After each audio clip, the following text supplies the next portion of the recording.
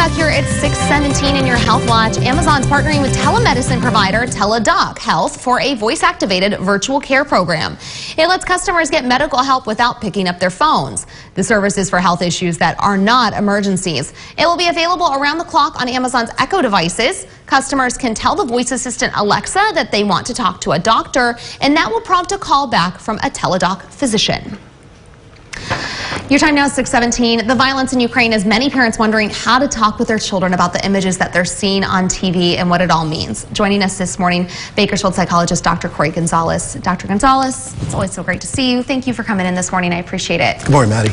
You know, this is so important because I think for the first time, my kids, at least my oldest, is finally to the age where he actually approached me about a week or so ago and asked me, he said, Mom, there's a war going on again. Yeah. And it caught me off guard. And I was so caught off guard that I kind of brushed it off and I did not address it much besides telling him, you know, it's far away. But I know this is happening in other households. What do you recommend and how much do we tell them?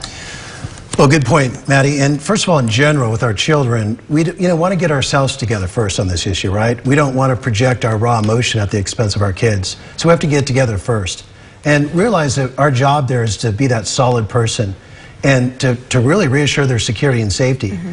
So you always want to talk to them in a way that's, that's honest, but age appropriate, and reassure their safety and security about these things. So it's really important. And we have children that are like 8 or under. You don't necessarily want to bring up these topics, but you always start, if they bring it up, you start with, what do they know about this? Okay. What are their concerns about this?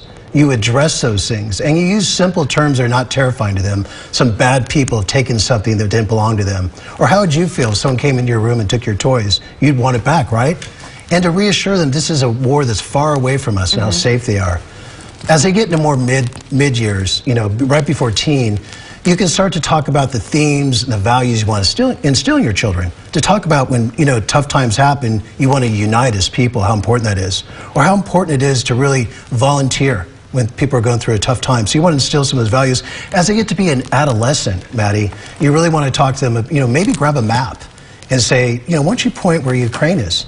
And let's talk a little about the history of Russia and Ukraine, the impact of the West, NATO, sanctions. You can talk about those things to your older kids and really help them become more worldly about these things. So it depends on their developmental stage and their age.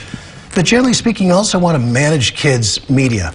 You don't want kids to really get social media until they're ready, or we generally say when they're in high school.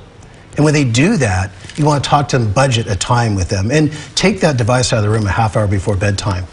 And there's reputable news sources for kids, Maddie. There's Newsomatic, there's Newsela. For adolescents, there's NPR, but you want to make sure they're looking at reputable news as well. Okay.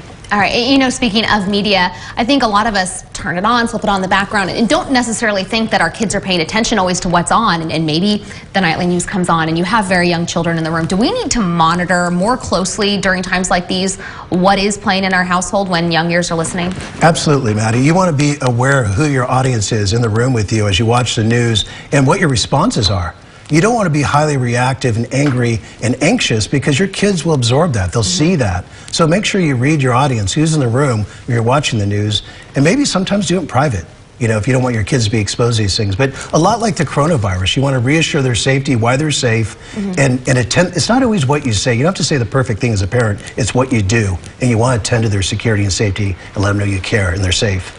So what if somebody kind of like myself, had this question brought to them, they weren't ready to answer it, they didn't really maybe handle it in the best way. Should we bring it up again or wait for the child himself to bring it up to us again? Or should we go back and address that and maybe try and handle it in a better way and explain? Well, if it's a little bit older child, yeah, I'd bring it up later and try to, put that stuff in order. It's your job to help navigate through this stuff with your children. If they're younger, you might want to just let it go and wait for them to bring it up. Okay. But always start with what they know and always start with what their fears and concerns are. Don't project, don't paint the canvas with your own stuff as a parent. Let them tell you. And then you be solid, you be calm, and you navigate through this stuff and reassure their safety and security. What about getting them involved in ways that they can feel like they're doing something helpful? I know that so many of us adults want to do that. We're asking for how can we give? How can we help? How can we pray for the people of Ukraine? Do you want to bring your children into those activities as well? Absolutely. Those are your family values, and you certainly want to instill those values in your children. You teach them how to deal with adversity, how we unite, how we volunteer, how we help out, what we can do. These are great values to instill at a young age for children. So to do those things is a really important thing. Like you say, praying together, whatever your family rituals are, can really show them and give them skills how to deal with adversity. All right, Dr. Corey Gonzalez, great tips. Thank you so much for joining us this morning. We appreciate it. Always a pleasure, Maddie. All right, we'll be right back.